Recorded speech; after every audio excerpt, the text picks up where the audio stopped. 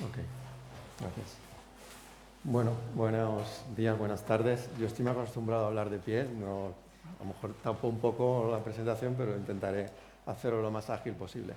Lo primero, muchas gracias por la invitación y bueno, voy a empezar mi presentación, que está centrada en un aspecto que llevamos trabajando bastante tiempo, que es la simulación basada en agentes, y en concreto vamos a ver un resultado aplicado a movilidad.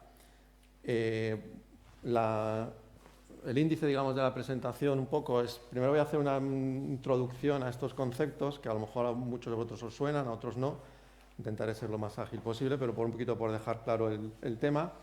Me centraré luego en lo que es la simulación basada en agentes, en concreto asociada a movilidad, y para ello veremos una herramienta que tenemos que se llama Simfleet, que es un simulador de flotas, y luego comentaré un poco pues, en lo que estamos trabajando más actualmente, ¿no?, sobre ello.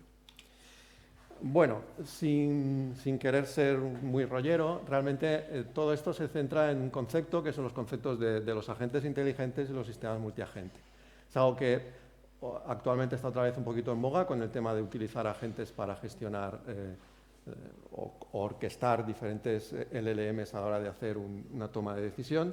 Y básicamente un agente inteligente no es más que una entidad software que es capaz de tomar decisiones en base a datos que le llegan por el entorno y actuar en base a esa toma de decisión que realiza. A nosotros no nos interesa un único agente por separado, sino que nos interesa ponerlos en común, poner más de un agente formando lo que llamamos un sistema multiagente, que en este caso sería varias entidades que intentan de alguna forma coordinarse, cooperar, llegar a algún tipo de acuerdo para resolver un problema más complejo que ellos por sí solos no pueden resolver. Teniendo eso en mente, lo que hacemos nosotros es aplicarlo para simulación. La simulación basada en agentes, en cierta medida, es, bueno, como mínimo tenemos dos agentes, cada uno de ellos situado en el entorno, capaz de interactuar entre ellos, y además cada uno de ellos tiene sus propios objetivos y sus formas de intentar conseguirlo, a lo que llamamos típicamente como comportamientos. Dos agentes nos sirven de poco. Lo que hacemos es meter muchos de ellos en una especie de sandbox, miles, decenas de miles, y lo que intentamos es ponerlos en ejecución resolviendo algo.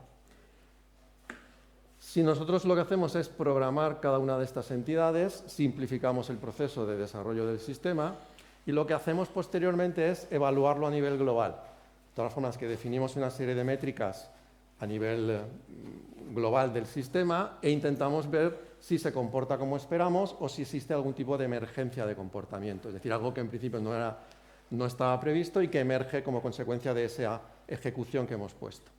Eso típicamente en la literatura lo conocemos como la dualidad entre micromotivos y macroconducta. Nosotros programamos los micromotivos, en este caso las conductas de cada una de las entidades, y evaluamos las macroconductas, es decir, nos damos cuenta en cierta medida de cómo está funcionando el sistema a nivel global. Vale. Por tanto, en la simulación basada en agentes lo que hacemos es programar un conjunto de agentes, que son entidades autónomas, que van a tomar una serie de decisiones. Cada uno de ellos va a tener sus propios comportamientos, sus propios flujos de toma de decisión, y entre ellos van a establecer ciertas interacciones. Me gusta un poquito este dibujo de aquí que he puesto, que he robado de internet, donde tenemos que cada agente, cada individuo, tiene su propia personalidad, tiene sus propios comportamientos, forma parte de un conjunto de agentes que entre ellos interactúan y están intentando de alguna forma simular una sociedad, ¿vale? Entonces, en cierta medida, observamos si esa sociedad se comporta siguiendo algún tipo de teoría o de hipótesis de partida o si emerge algún tipo de comportamiento no controlado. Bien, ¿esto se usa? Bueno, pues por lo menos nosotros sí. Lo que sí que es verdad que hay varios ámbitos de aplicación donde se puede usar. Por ejemplo, perdón, no estoy muy habituado a esto. Por ejemplo, a nivel de inteligencia colectiva, por ejemplo, pues las bandadas de pájaros, el típico flocking o similar, donde, por ejemplo, podemos tener drones que puedan simular ese tipo de comportamiento que emerge como consecuencia de que entre ellos interactúan. La simulación de multitudes, por ejemplo, para evacuación de edificios o evacuación de estadios, se utiliza también esta tecnología. Modelos de infecciones, desgraciadamente tan de moda en los últimos años. Modelos económicos para gestión de red eléctrica y, en concreto, para lo que estamos aquí un poco, para temas de transporte y de movilidad.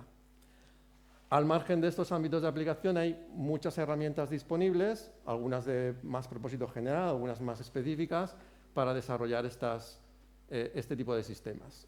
Quizá a nivel académico la más conocida es NetLogo, pero a partir de ahí hay un montón más de herramientas y, bueno, ahora luego comentaré yo la que vamos a usar, pero por ejemplo a nivel más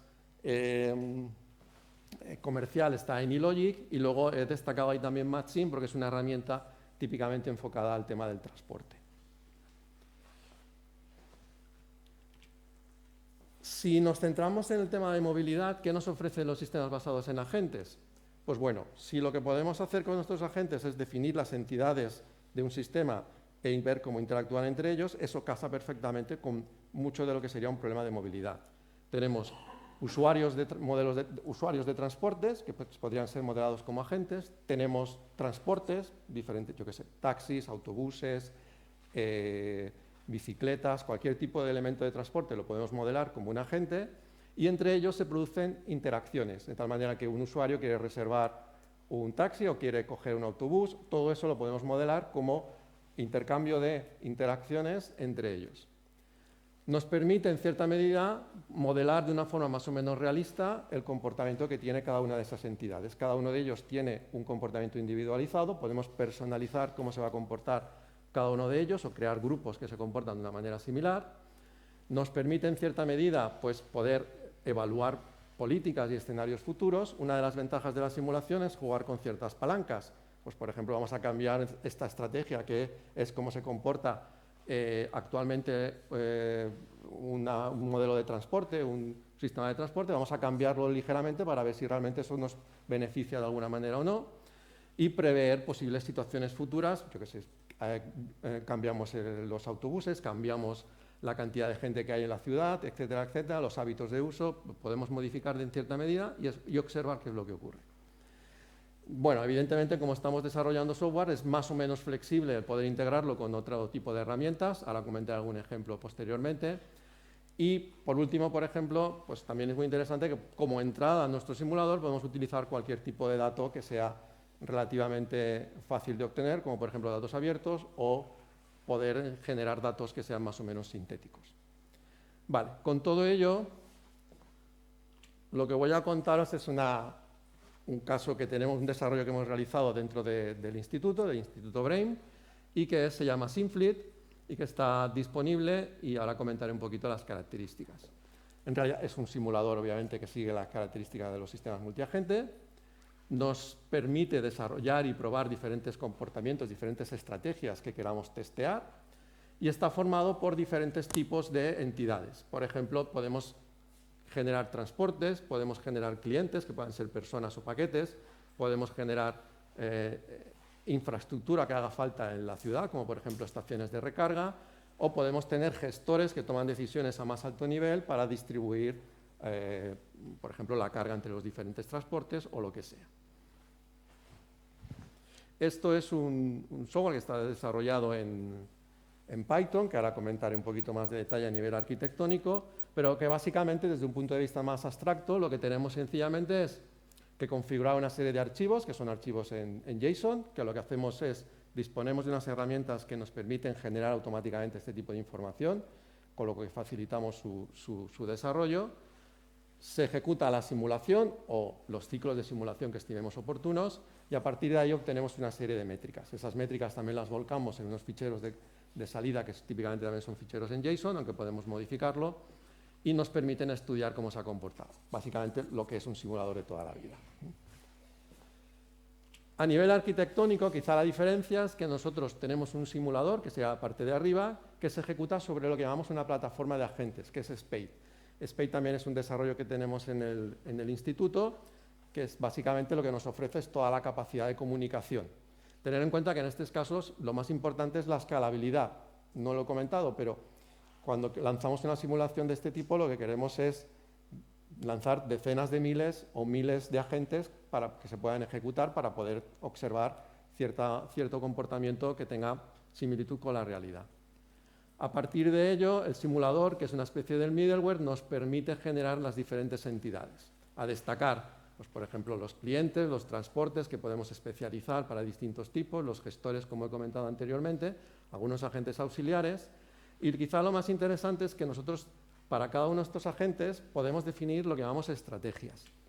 Las estrategias no vienen a ser más que una especie de workflow, que es un concepto que ahora también está muy de moda, donde podemos orquestar a los agentes, de tal manera que podamos decidir una serie de pasos y qué es lo que va a ejecutar cada agente y cómo interaccionan entre ellos. De tal manera que el primer paso lo hace un agente que juega el rol X, el siguiente paso lo hace otro agente que juega el otro rol, y entre medios hay un paso de mensajes o lo que sea, o un evento que se produce sobre el entorno. Esto sería, por ejemplo, un ejemplo de workflow dibujado para el caso de un agente de transporte. Con todo ello, ¿dónde hemos montado ciertas estrategias? Pues bueno, a lo largo de estos años tenemos pues, diferentes ejemplos. El más fácil, que es un poco como nació la idea de SimFleet, era la simulación de la gestión de taxis, que quizás es lo más sencillo desde el punto de vista de que solicito un taxi y veo un poquito cómo funciona desde el punto de vista de cuántos taxis hacen falta para cubrir una determinada demanda, etcétera, etcétera. Lo hemos aplicado también a mensajería, reparto de alimentos, que es una idea que tuvimos durante la pandemia, el tema del car sharing, bueno, tengo aquí un poquito más de información respecto a este. En el car sharing podemos definir todo el ciclo, por ejemplo, bueno, podemos car sharing, pero podríamos hablar de X sharing, ¿no? Cualquier otro tipo de vehículo que podamos de alguna forma tener compartido. Todo el proceso donde el cliente hace la reserva, posteriormente el vehículo está disponible, el cliente va hasta el vehículo, lo coge, lo deja en el destino donde tiene que ir, todo eso lo podemos simular y con ello podemos estudiar cómo afecta o no el uso del car sharing frente a otros medios de transporte más tradicionales. También hemos trabajado con el tema de demand responsive, donde lo que intentamos es sustituir líneas de autobús o el recorrido típico de líneas de autobús comparadas con el hecho de disponer vehículos a demanda según la demanda que haya y que acuda directamente a recoger esos clientes. Esto es muy típico también en áreas más rurales donde se está aplicando líneas de demand responsive. Y el otro punto donde también trabajamos es en la localización de infraestructuras. Aquí me centro en un resultado que hicimos de un proyecto anterior donde lo que hacíamos era localizar puntos de recarga eléctricos dentro de la ciudad de tal manera que fuese las posiciones más adecuadas siguiendo una serie de criterios. Los criterios podrían ser la población, la movilidad, dónde están dispuestas las subestaciones eléctricas. Bueno, pues con todo eso teníamos un algoritmo genético que nos daba esa información. Pero lo que nos faltaba era realmente cómo validábamos, claro, o instalamos los puntos de recarga y probamos si realmente lo usa la gente, o lo que hacemos es simular. Entonces, utilizábamos la herramienta SimFleet para simular. Inyectábamos lo que es la información de dónde deben estar posicionados los puntos de recarga, inyectamos información real de movilidad, de dónde la población, de las situaciones de a lo mejor determinadas zonas no puedes poner puntos de recarga pues porque tienen algún tipo de restricción, etcétera, etcétera. Y con todo eso sacábamos unas estadísticas de uso. Y eso nos servía en cierta medida para comprobar un poco la validez de la propuesta de nuestro algoritmo. Tenemos más ejemplos también en la parte de autobuses urbanos, viajes interurbanos. En este caso lo que intentábamos en cierta medida era ver, queda reflejado cuando un vehículo eléctrico se tiene que mover a nivel interurbano, pues qué ocurre, ¿no? Si no dispone de puntos de recarga suficientes y ver pues, cuántos se quedaban tirados o se dejaban de quedar tirados, modificando las estaciones de recarga disponibles. Esto jugábamos sobre todo con las estaciones de Tesla, que en su momento eran las disponibles. Y eso es un poco la idea de la herramienta. Voy un poquito rápido, cualquier duda me comentáis. ¿Dónde estamos ahora? Bueno, pues ahora, un poco arrastrados por la ola de los LLMs, justamente estamos también evolucionando en ese sentido. Claro, muchas de las cosas que hacen nuestros agentes es tomar decisiones. Toman decisiones en cualquier momento. Entonces, lo que hacemos es que ahora mismo algunas de esas decisiones las vaya a tomar un LLM. ¿Por qué? Bueno, pues muchas de esas decisiones a lo mejor se tienen que asemejar a la decisión que tendría que tomar un humano. Pues, por ejemplo, tiene que decidir si voy a coger un taxi o voy a coger un autobús en un determinado contexto, que está lloviendo o no está lloviendo o lo que sea. O yo tengo determinados valores que priorizo por la razón que sea. Entonces, teniendo eso en cuenta, lo que vamos a hacer es que algunos de los agentes de la simulación sean como núcleo de toma de decisión, como su modelo de toma de decisión, un LLM, de tal manera que reciban información, directamente que generan la simulación, tomen decisiones e inyecten esa decisión en la simulación, ¿vale? Y la simulación continúe. Vale, en concreto, ¿dónde lo estamos probando? Bueno, tenemos un modelo de agente que utiliza determinado tipo de información y en concreto utiliza un modelo LLM para la toma de decisión. Básicamente lo caracterizamos con una identidad. Suponemos que en este caso el agente sea un cliente que quiere moverse por la ciudad, un usuario, mejor dicho.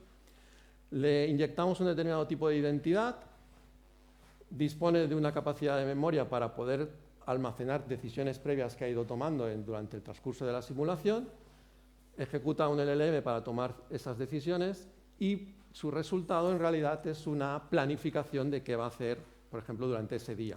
Si va a coger un taxi o va a coger un autobús o va a coger lo que sea.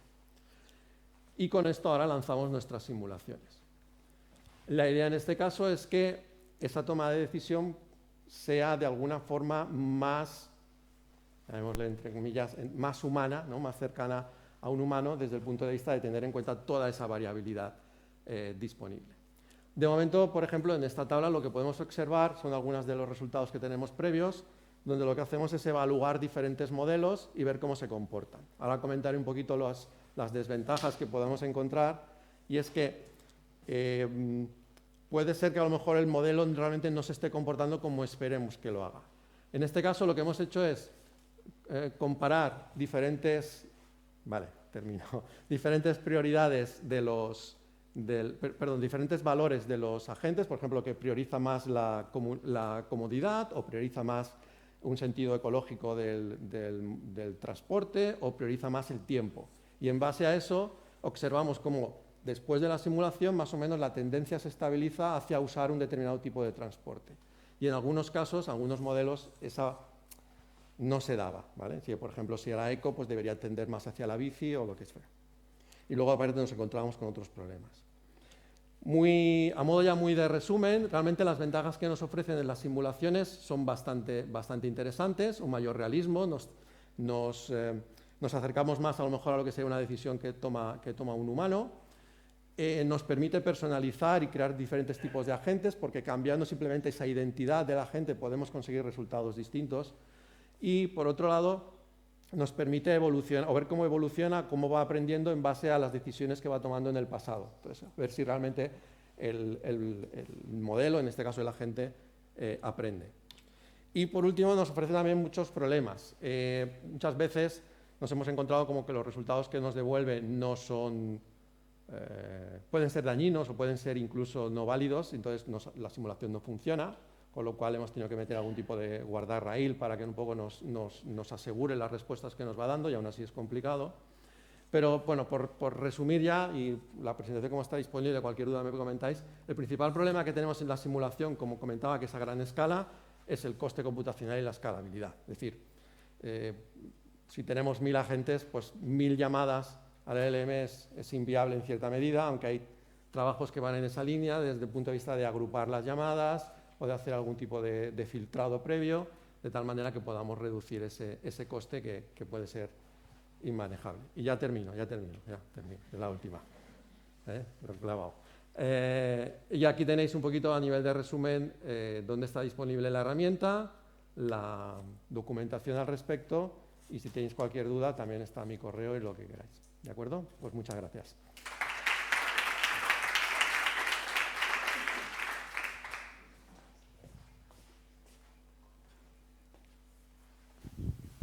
Muy bien, muchas gracias.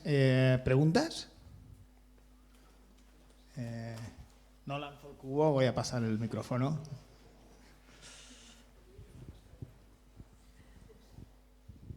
Hola, gracias Vicente, muy chula la presentación, muy interesante.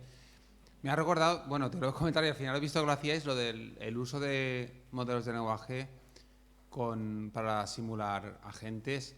Yo escribí un artículo que hacían algo parecido. En este caso simulaban utilizaban una plataforma parecida al SIM y simulaban como una ciudad. Y estaba muy bien porque, bueno, en cierta manera eran capaces de incorporar diferentes tipos de personalidad. Supongo que lo conoceréis, esta aproximación. ¿Habéis hecho algo parecido en vuestro caso? Bueno, es lo que estamos trabajando en realidad. Ahora mismo la versión que hay disponible es una versión que no incorpora este tipo de agentes, llamémosle, basados en el LLM, pero la siguiente versión es la que estamos trabajando nosotros, que no está disponible, es esa, donde tenemos ya esa posibilidad. Entonces, la idea justamente, sí, hay muchos trabajos que van en esa línea, que están incorporando actualmente este tipo de agentes en las simulaciones. Hay que verlos con cuidado porque, ya digo, en principio nos dan bastantes problemas, pero las ventajas yo creo que son mayores. Entonces, en ese sentido, ya te digo, ahora mismo hay una tendencia y hay muchísimos trabajos que van en esa línea. En concreto, a lo mejor ahora mismo no sé si lo he mirado o no, pero sí. Ahí el problema que veo, claro, es que ellos simulaban un pequeño pueblo y vosotros la escalabilidad puede ser un problema para vuestro caso, porque si queréis simular más o menos el tráfico en una ciudad necesitaréis miles de agentes. Claro. Hay otros trabajos que lo que hacen en cierta medida, como comentaba anteriormente, que lo he dicho muy rápido, es agrupar, es decir, pues por ejemplo, todas las consultas que sean más o menos similares las agrupamos en una para reducir la cantidad de invocaciones que hacemos al modelo, o si no, incluso filtrar desde el punto de vista que hacen. Si las situaciones son más o menos similares, no vuelvo a consultar, sino que ejecuto una acción que anteriormente ya había tomado. De alguna manera, filtrar la cantidad de invocaciones. Y luego, evidentemente, pues meter más hierro, ¿no? Meter un hardware mayor, etcétera, etcétera, distribuir. Hay diferentes soluciones en ese sentido. Pero es un problema muy gordo porque, evidentemente, estás hablando de que si quieres hacer un problema relativamente serio, la escalabilidad te lleva a miles, decenas de miles de agentes. Si no, los resultados son un poco...